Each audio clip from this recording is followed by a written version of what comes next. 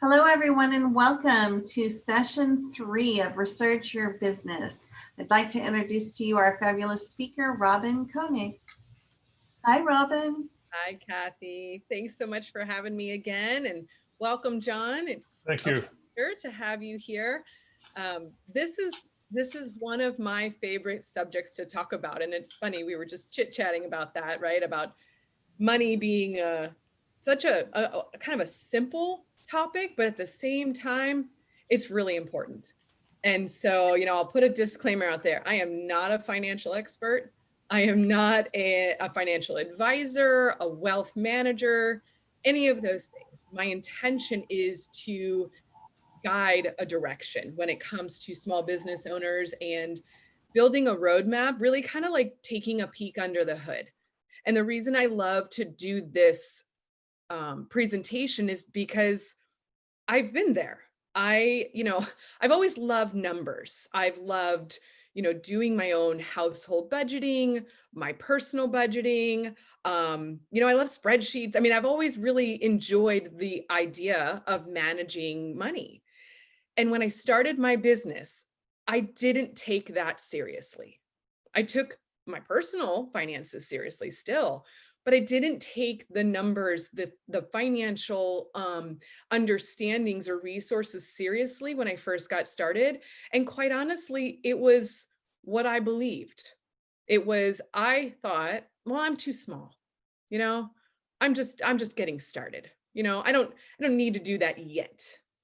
And so from that experience, fast forward a few years down the road, I started to realize that it was something that was holding me back. And also perhaps there was a bit of fear there of I didn't know how to do it.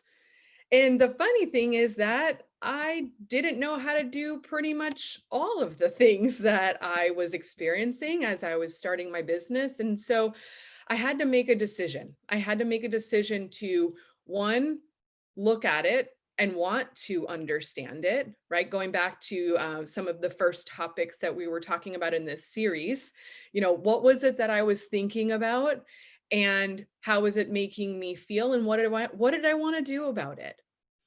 So that's why I love talking about this topic, because I do think that it starts to set the stage after we talked, first about strategic direction, which was our last workshop. And we move then into some of the future workshop topics where we'll be talking about branding, we're talking about all those things. But finances and money and talking about this first before we get into all the creative stuff is really key. So let me go ahead and pull up my screen here. Okay. Y'all able to see this now? Okay. Thank you for the thumbs up, John. I appreciate that. So, all right, let's kind of jump into this. And like I said, this is not meant to be advice. This is meant to be, how do we start to create a roadmap that's going to help you achieve success in business? And I really, really loved this quote. It's a Dave Ramsey quote. You must gain control over your money, or lack of it will forever control you. And I just thought that that was kind of a cool way to think about it, is this is an opportunity to gain control. And, one of the things that is really helpful as a small business owner, and this is also applicable to personal life, but obviously I'm keeping the focus here on the small business owner, is to really understand what is your challenge when it comes to money. First, before you try and solve a problem, you kind of have to figure out what that problem is. What is the challenge that you might currently have when it comes to money? And, based on this quote here, right, that might be getting in your way or preventing you from having the control that you really do need when it comes to managing your finances. And so, a couple of thought starters, some questions that you can ask yourself. What are your biggest challenges around money? What are you frustrated with?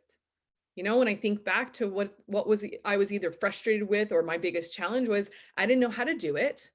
I didn't know where to start. And I didn't necessarily know what resources I might need. And when there's ambiguity or we don't know something, the inclination or the response, the stress response to that is typically to just not do it. It's avoidance, right? And so, Kathy, you might recall from the first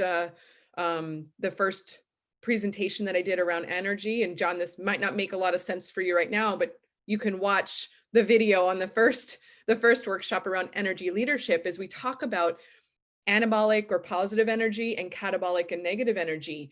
And frustration is a level 2 energy, right? It gets in our way, causes us to not want to do something, avoid something, or even that level 1, which is the hopelessness, that feeling of like, well, I don't know how to do it, so forget it, right? I can't, I'm just not going to.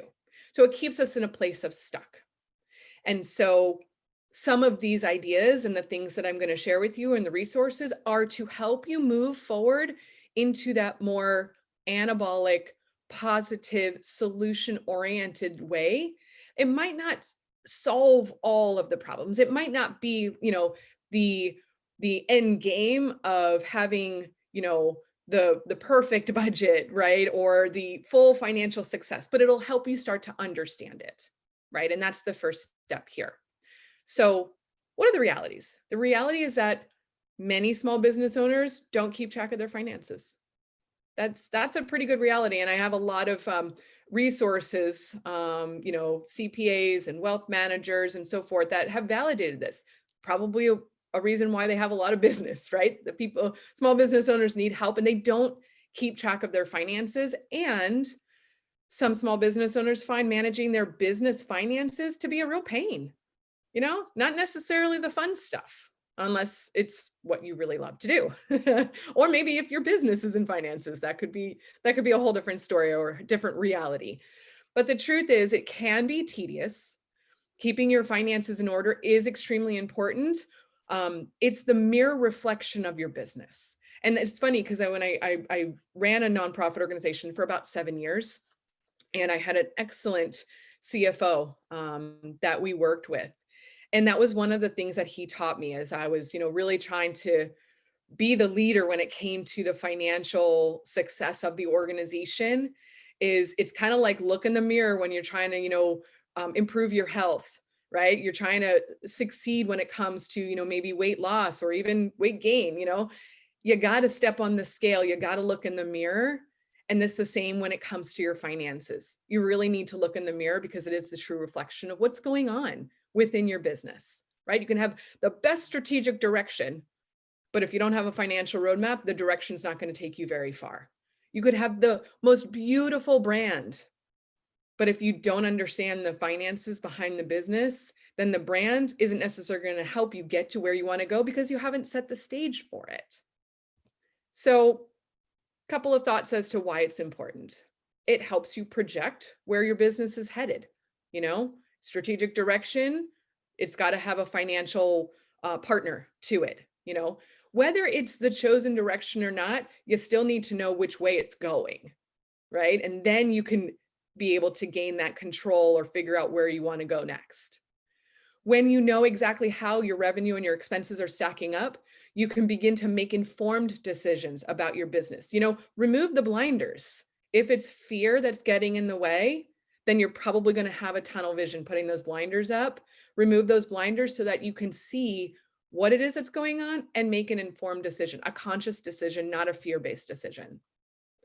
And maintaining your financial records also makes tax reporting and payments a lot more manageable. It kind of makes the job a little bit easier down the road, whether it's you doing it or somebody else supporting you.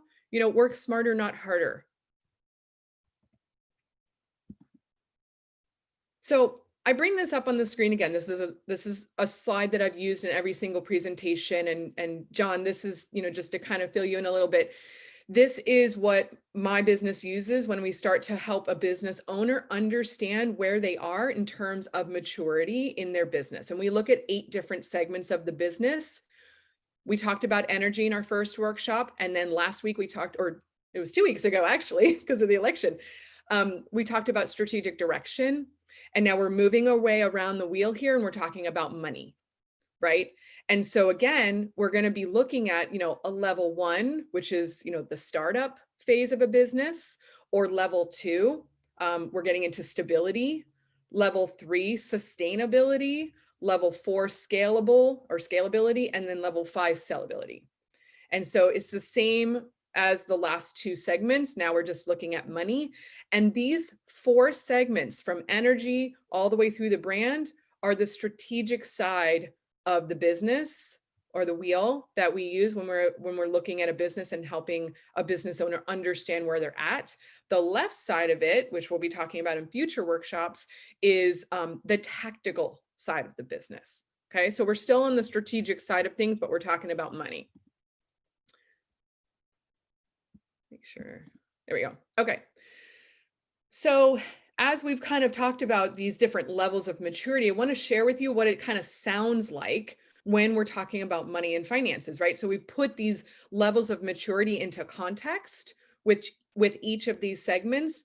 So from a money and finance perspective, a level 1, which is kind of, again, more of the startup phase of a business, sounds kind of like, I don't really know or understand how to read my financials, right? That could be, and again, this is just kind of to give you an idea of what that could feel like. If you're in that startup phase, you might not really understand it or know how to read it. And there could be the possibility that you're considering bankruptcy, right? Whether you've been in business for a while and this is where you're at now, you've never really built a financial plan, or you're just getting started. Maybe you're not considering bankruptcy, but the thought process or the belief is, I don't really know or understand what to do. Okay, so that could be validation that that's where you're at. Now, if a level 2, you're approaching more of a stability place in your business. Again, this is just from a financial perspective, is maybe you have a budget, but you don't track it. Okay, so you're approaching more of getting your business to a stable place when it comes to the money. You're putting together the budget, so you're starting to understand it, but you're not doing a lot with it. So you might not know where it's going to take you. Okay, so that could put you into some stability. You could be in the red, and maybe the owner of the business isn't being paid yet, but you're moving yourself out of that startup phase towards the stability that you're looking for from a financial perspective. A level 3 would be more around the lines of like having a daily, weekly, monthly, and quarterly projections and tracking them. So you might be in a position here where you're breaking even and you might even be getting paid.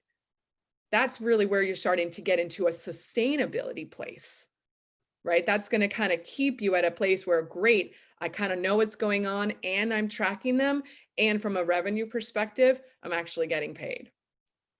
Now, a level 4 would be, all of the things below it, but then using the financials to consistently increase your savings and your revenue opportunities. Right now, it's about opening the door to opportunity, probably in the black, making some profit as you had planned, right? You're really starting to see, and if you mirror this to the energy piece, you're probably getting more into that like level 4, level 5, where you're collaborating, your team is energized around it, you're seeing opportunities and solutions because you're using those finances as a tool to increase, right? To basically better and improve the business as you're going along.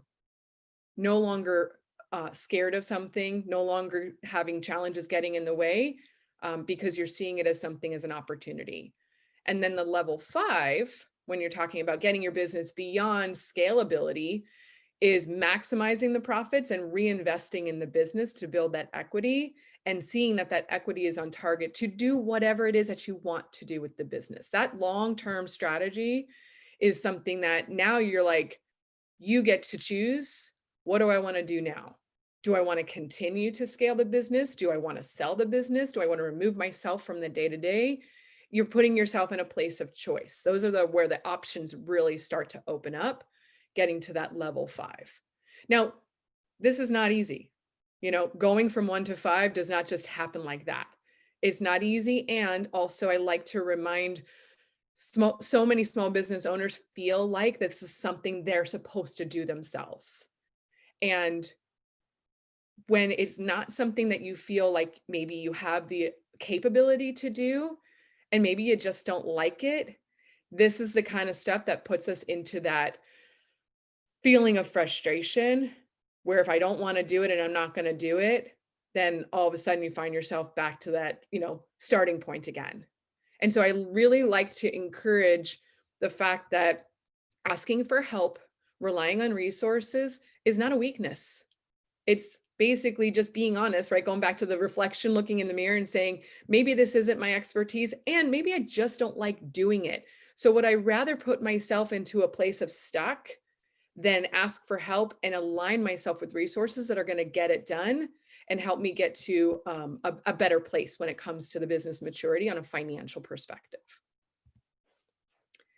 So I love this quote. This is an author and a speaker. Her name is Jess Ekstrom. She wrote an amazing book called Chasing the Bright Side. And she likes to say that challenge can be the excuse to do less or the reason to do more. And I love that quote. I think it's powerful when I think about money and I think about mindset around money. This comes up for me, and I really like to, remind myself of this, is that sometimes when we put ourselves into that place of challenge, we can do less. But if we change our mindset around it and say, well, there's a good reason to do more, that's where the opportunity starts to show up. The reason is I really, really care about my business. This isn't a hobby for me. This is a business. And that's really when I woke up and I was like, why am I not doing these things? Why do I think that my business is too small, right? The mindset is what got in my way, and it was an excuse. And so when I started to show up and say, I'm actually going to treat my business like it's a business, or the title of the series, right? Like I mean business. That's when I realized that, okay, I'm going to go ahead and grab some resources here and do it in a way that a small business owner can do to have a long-term profitable business. And so here are some suggestions on how to improve the financial maturity, right? So I just went through some of the different things that we talked about as far as what a level 1 would look like, a level 2, and so forth. And so here are some things that you can actually do. So level 1 is build a risk mitigation team.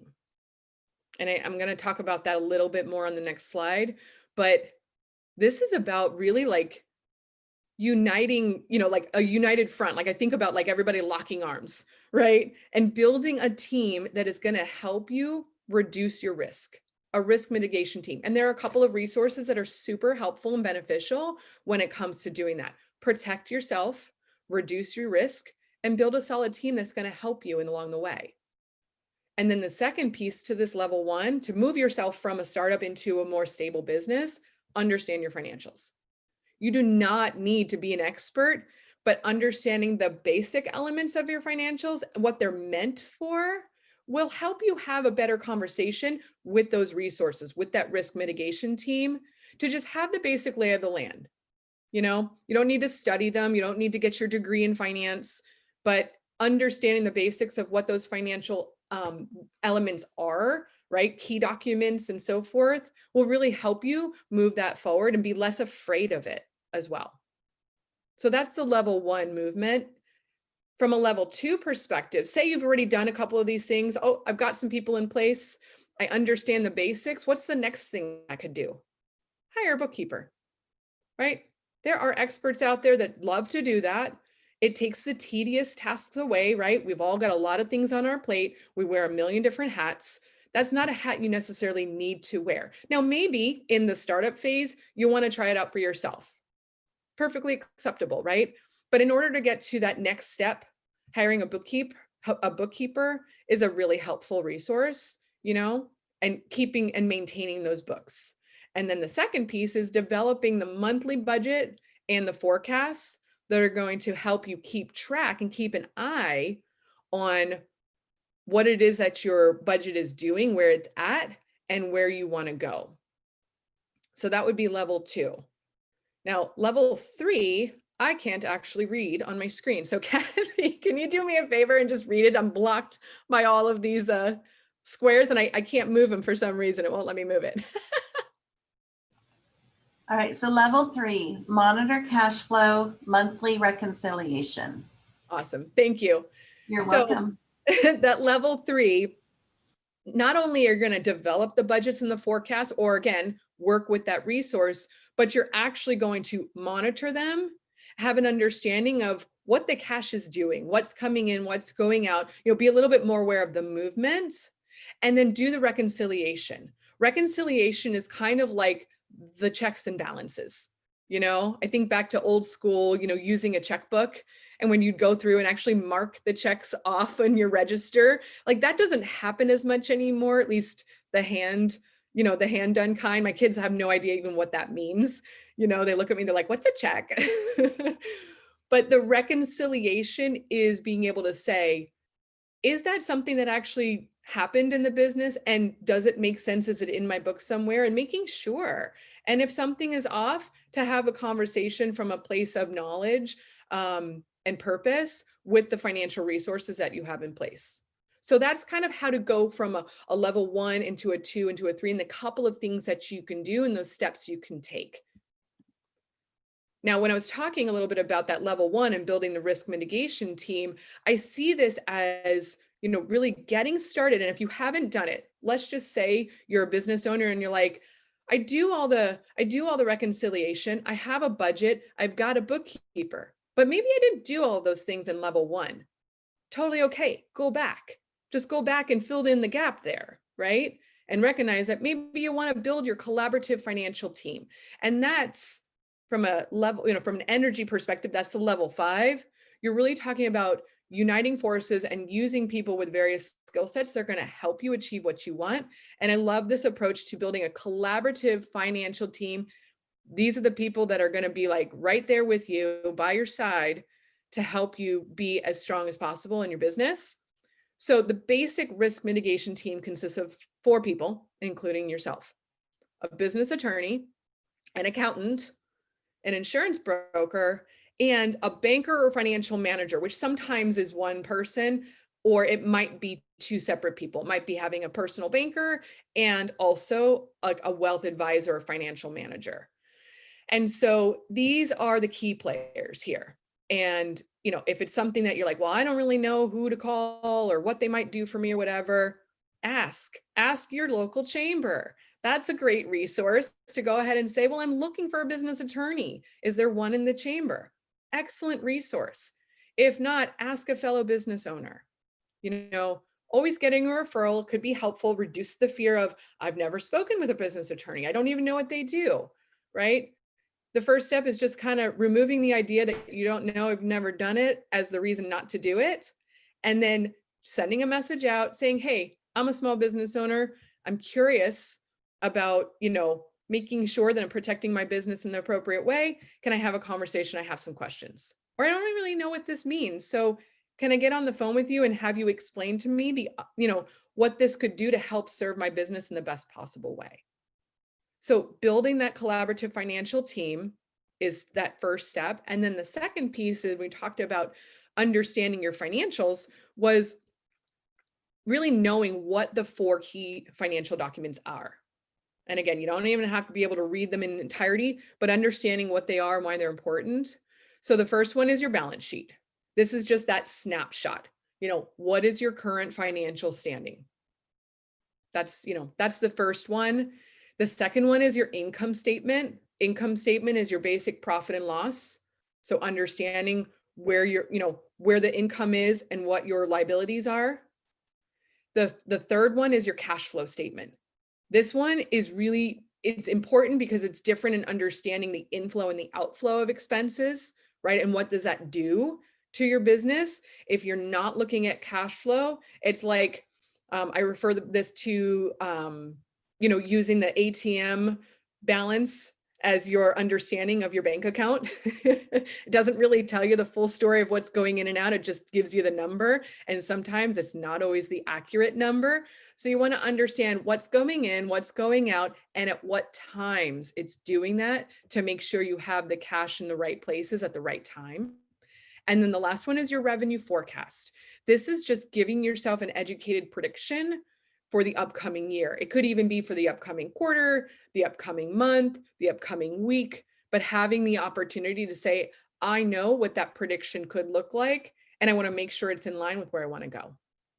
Those are the 4 key financials that are going to really serve you best in understanding, and then asking the questions to your risk mitigation team as to how you're doing with this, and staying in touch, keeping your fingers on the pulse. Now, this is just kind of, at the end of the day, there's 3 really big things that you can do and just kind of remind yourself when it comes down to all of this, and maybe your head is swimming a little bit when it comes to finances, is 3 things that will help serve you best when it comes to your financial roadmap. First one is plan ahead. Give yourself the opportunity to plan ahead. Even if you don't know how you'll get there, that's okay. You don't have to know how you'll get there, but give yourself a place to go, right? Strategic direction, well, it applies to your finances too. So plan ahead, and you might not be able to predict everything, and that's okay too. The second one is review everything, and it might not be you reviewing it, but know that keeping your eye, and this is a tedious part of the business, keeping your eye on things will really serve you well in the future. But review everything, understand what's going on. And if you don't understand it, then the third rule applies: consult an expert.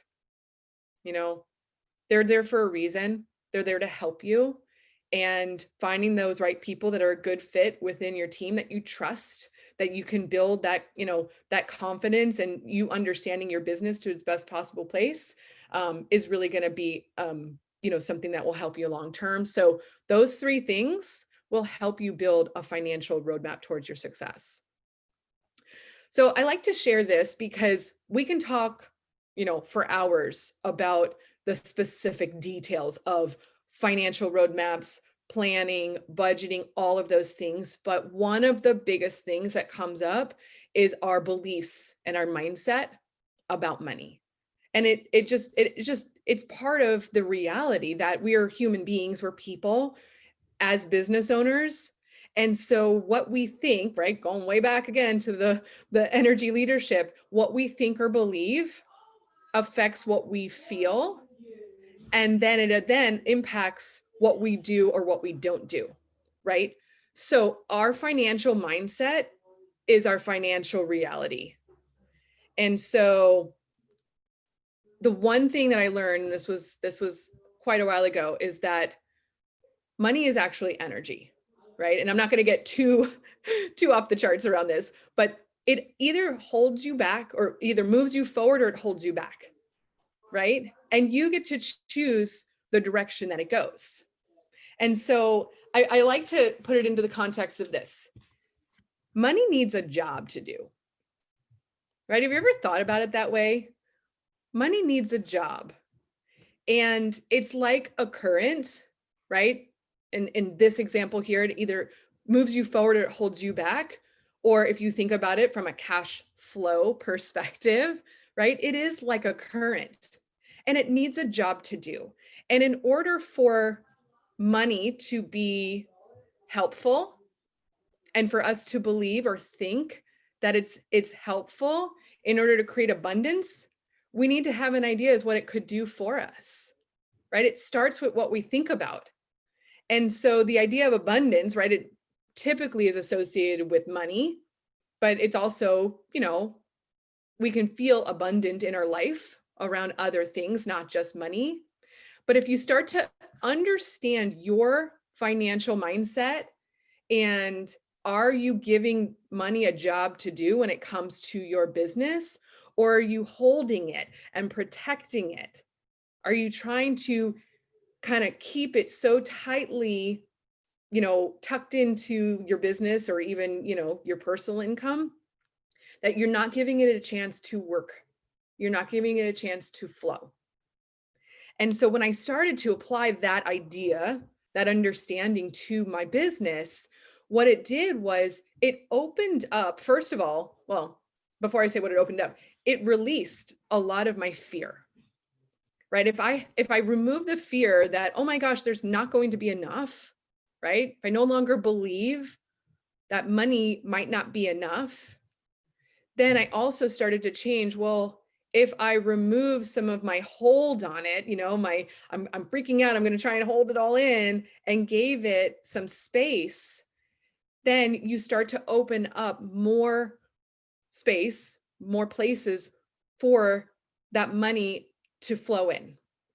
And so the one tactical thing that you can do, or kind of putting this into like a tangible concept, is budgeting.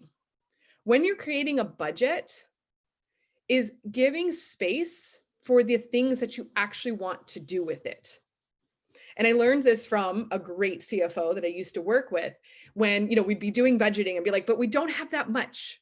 And he's like, yeah, but we will, if we believe that we're going to be, increasing, we're always constantly looking to be moving forward, then we need to give space for that money to do its job. Give it a place to do some more work.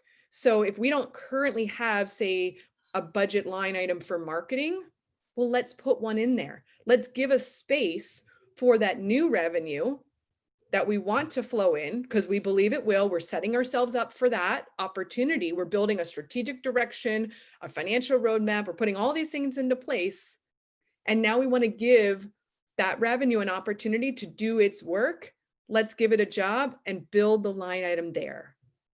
And so I started to learn how to build budgets, not just for my business, but even personally, to say, where do I want there to be opportunity for money to move me forward?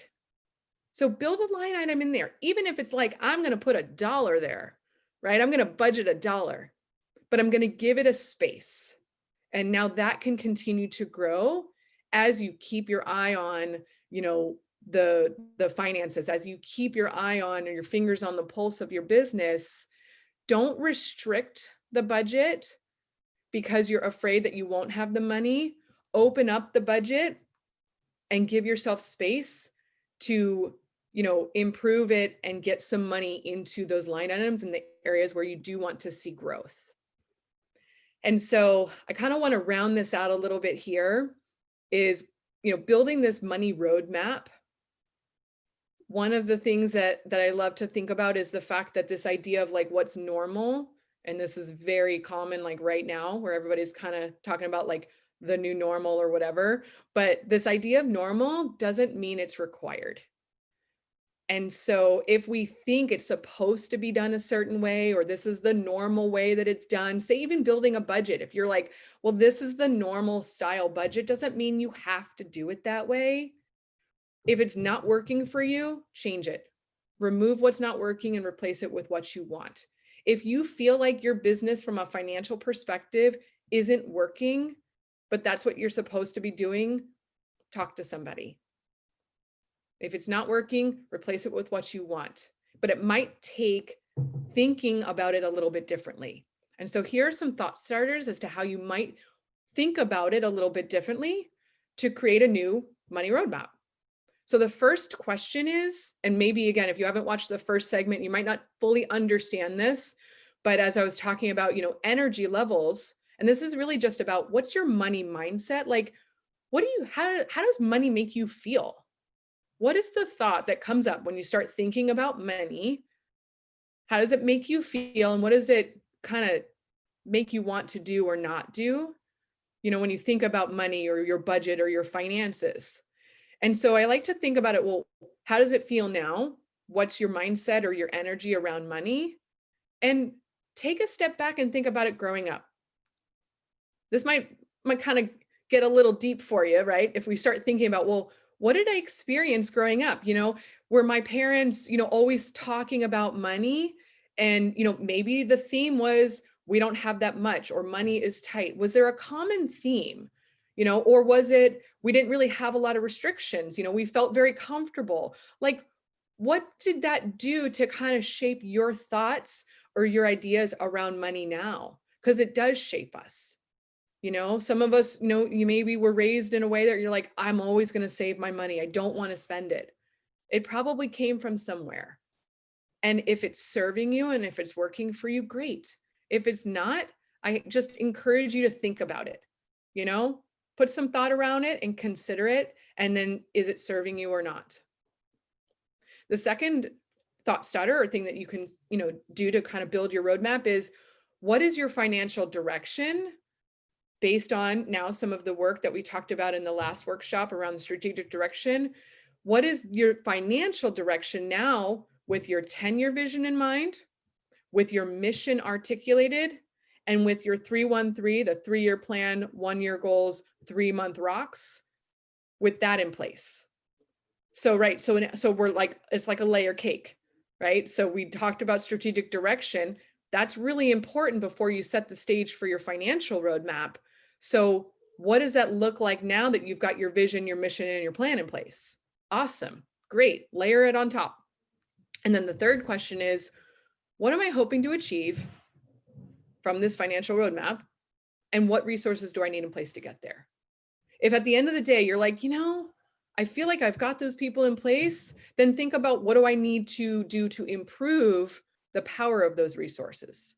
Maybe it's setting up some more time to stay connected with them. If you're having a quarterly meeting with your bookkeeper or your CFO, well, is it monthly? Is it every other week? Like, what do you need to do in order to achieve what you want to accomplish? That's the third question. So what's next? I kept the exact same slide from the last presentation, because from a relevancy perspective, strategic direction and financial, the financial roadmap go hand in hand. And these themes of, what you can do as your next steps or what you can consider are the same. So, keep your focus, be accountable yourself and those that you're relying on, measure, keep track of stuff, use measurement, be consistent. If you've started your budget and you want to have weekly conversations with people about it, be consistent. Use your resources, find your resources, and be committed. Commitment to the success of your business, which is a commitment to your customers, your clients, your patients, whomever you're serving, which ultimately is a commitment you've made to yourself by being a small business owner. So, I put out there again, what is it that you need? If you need some insights, awesome. I can do a business assessment that's going to help people understand, a business owner understand the health of their business, going back to the wheel and the chart. That's something that I can do. And it's as easy as just shooting me a message. Support and resources. So I'm always here to help provide those insights and resources. So if I'm not a valuable, if I'm not the person that can help solve that problem, then I probably have somebody that I can refer you to. Or again, going back to the reason why I'm in the chamber, it's all about the people and the resources and the other business owners that are here as well. So the chamber is the go-to resource when it comes to finding somebody to help you solve some of those problems, especially from a financial perspective. And then of course, always, if you need coaching or consulting, that's what I'm here for as well. So that's all I have for today. I realize that was probably a lot to go through very quickly, but are there any questions or comments that come up? You can always email me at hello@robinkoenig.com. But I thank you for taking the time to listen. And this is, again, one of my favorite topics. So I'd love to talk with anybody about it if they've got questions or comments. Robin, that was great. Thank you so much. Absolutely. Yeah, no, I appreciate it. And again, this is, it's nice to have it also as a recording. So if anybody wasn't able to be here today for it, it's available on the Carlsbad Chamber website.